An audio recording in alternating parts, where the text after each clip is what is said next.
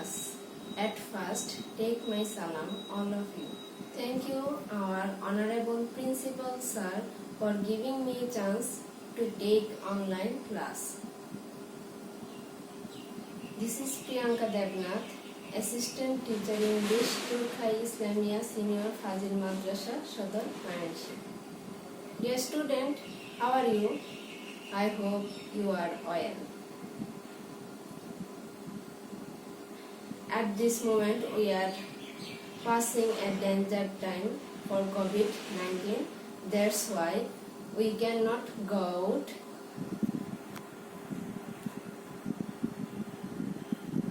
For that reason, we are trying to help you by the online classes. Today, I will discuss about dance for the students of class 6, 7 and 8. Dear student, take your book, pen and khata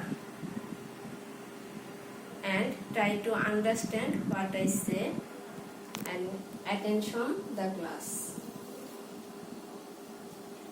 Dear student, previous day I was discussed about how many kinds of tense. Today I will discuss about present tense. That means বর্তমান কাল। আচ্ছা বলো তো, তোমাদেরকে তো বাসায় বলেছিলাম বাসায় একটু পড়াশোনার জন্য প্রেজেন্ট টেন্স কত প্রকার। টেন্স প্রধানত 3 প্রকার। আমরা একটু পূর্বের ক্লাসের পড়াগুলো রিভিশন দিই। প্রেজেন্ট টেন্স প্রধানত 3 প্রকার। কি কি? টেন্স প্রধানত 3 প্রকার। প্রেজেন্ট টেন্স, বর্তমান কাল পাস্ট টেন্স, অতীত কাল ফিউচার টেন্স, ভবিষ্যৎ কাল। Present tense. প্রেজেন্ট টেন্স আবার 4 প্রকার। Present indefinite tense, present continuous tense, present perfect tense, present perfect continuous tense. আজকে আমি আলোচনা করব প্রেজেন্ট ইনডিফিনিট টেন্স সম্পর্কে। খাতায় লিখে নাও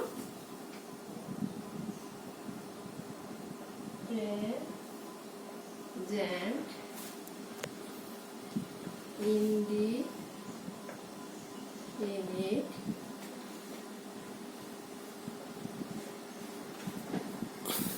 টেন্স।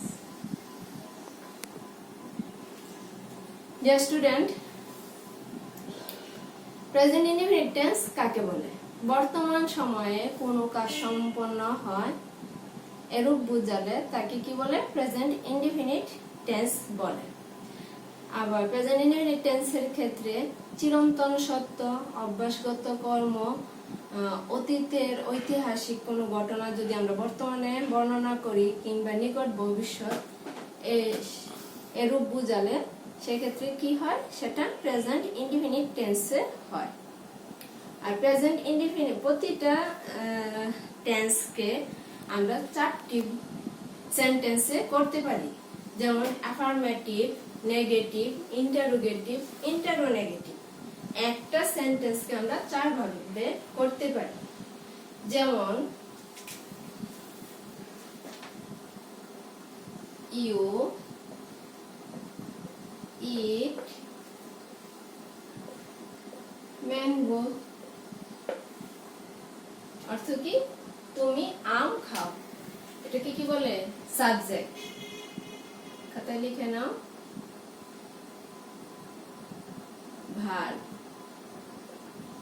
এটাকে কি বলে? অবজেক্ট। ঠিক আছে?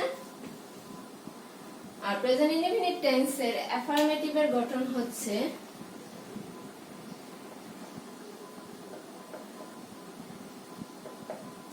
Subject plus verb plus object plus extension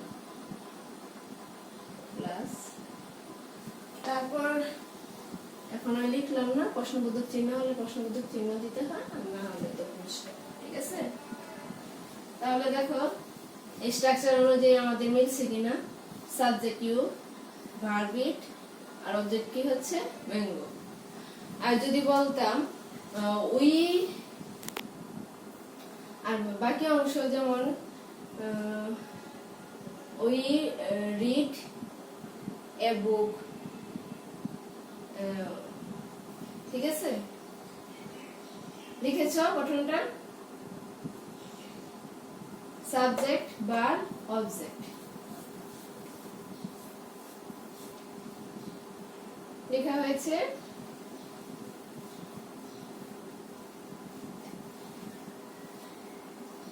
এই সেন্টেন্সটা কি? অ্যাফার্মেটিভ। অ্যাফার্মেটিভ। এখন এটাকে আমরা নেগেটিভ করলে কি হয় দেখো।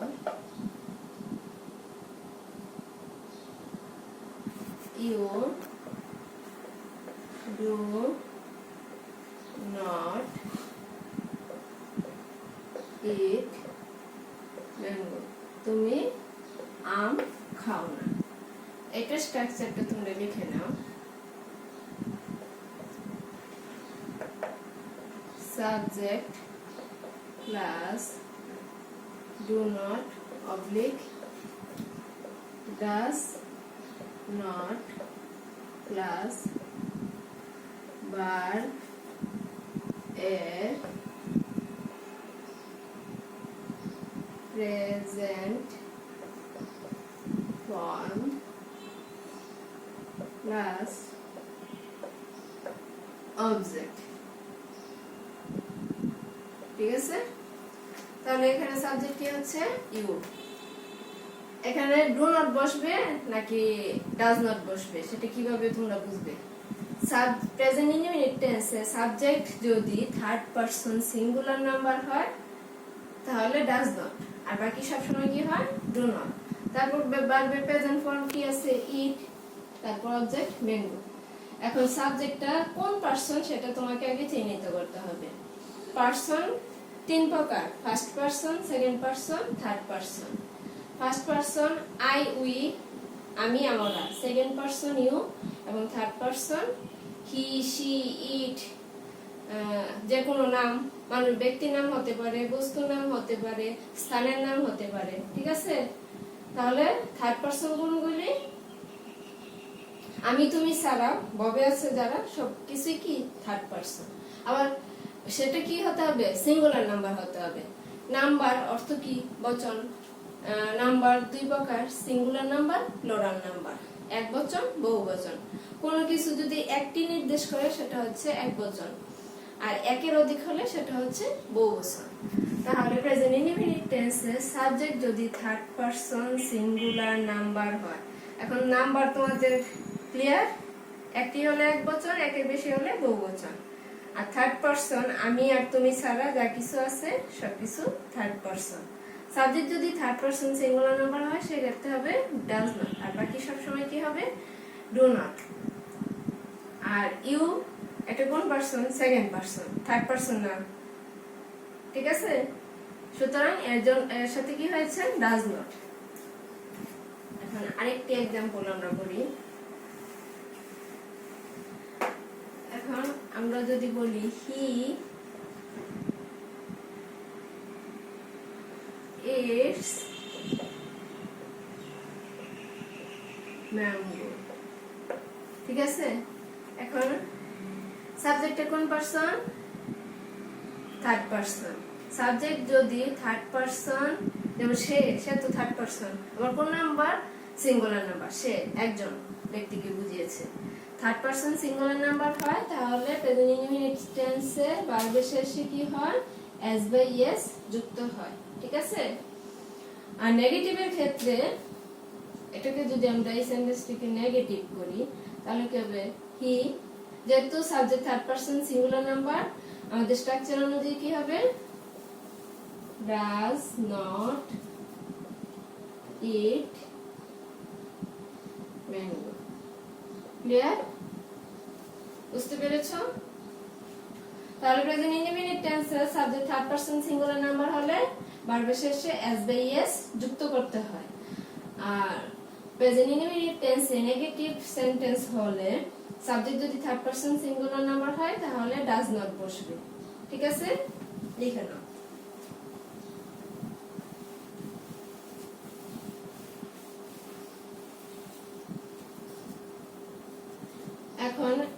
ইন্টারোগেটিভের স্ট্রাকচারটা ইন্টারোগেটিভ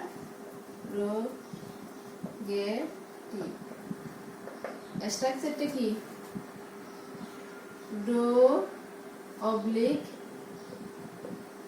ডাস ঠিক আছে তারপর সাবজেক্ট বার অবজেক্ট প্লাস প্রশ্নবোধক চিহ্ন যেমন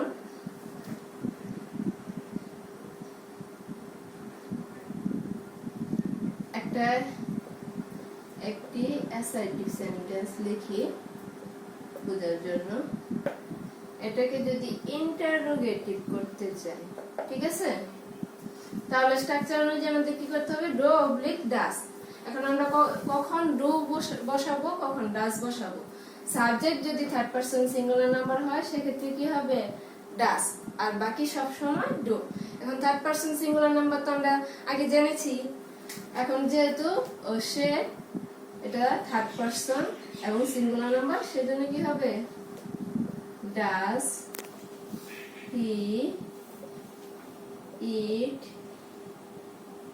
ম্যাঙ্গো দেখো ডো অবলিক ডাস সাবজেক্ট বার অবজেক্ট শেষে কি প্রশ্নবোধক চিহ্ন বুঝেছো এগুলি যখন তোমরা শিখে ফেলবে গ্রামার করা ইজি হয়ে যাবে তোমাদেরকে টেন্সটা ভালোভাবে শিখতে হবে সেন্টেন্স দেখে চিহ্নিত করতে হবে এটা কোন টেন্সে আছে ঠিক আছে এটাকে যদি আমরা ইন্টারোগেটিভ করি তাহলে কি করতে হবে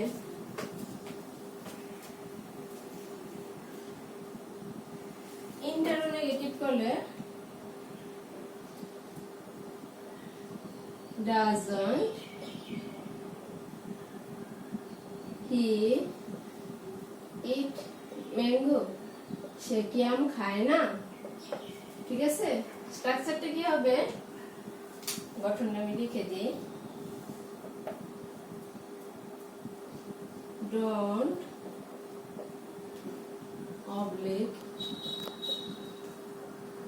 doesn't plus subject plus verb plus object plus প্রশ্নবোধক চিহ্ন ঠিক আছে তাহলে সাবজেক্ট যদি থার্ড পারসন সিঙ্গুলার নাম্বার হয় এখানে সাবজেক্ট কি থার্ড পারসন সিঙ্গুলার নাম্বার সেজন্য doesn't he eat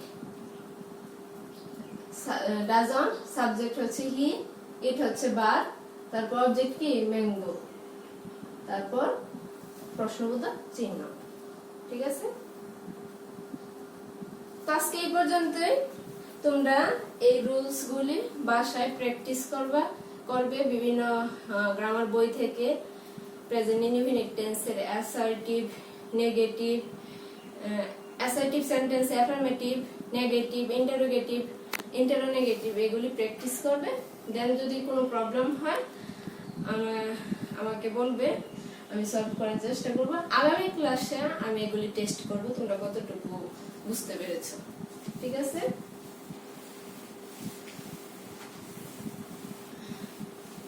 তোমাদের পড়া থাকবে প্রেজেন্ট ইনডিফিনিট টেন্স হোমওয়ার্ক আমি লিখে দিচ্ছি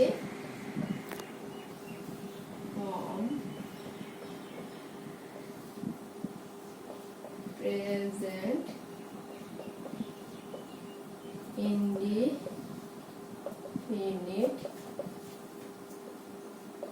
tense এগুলোর উদাহরণগুলো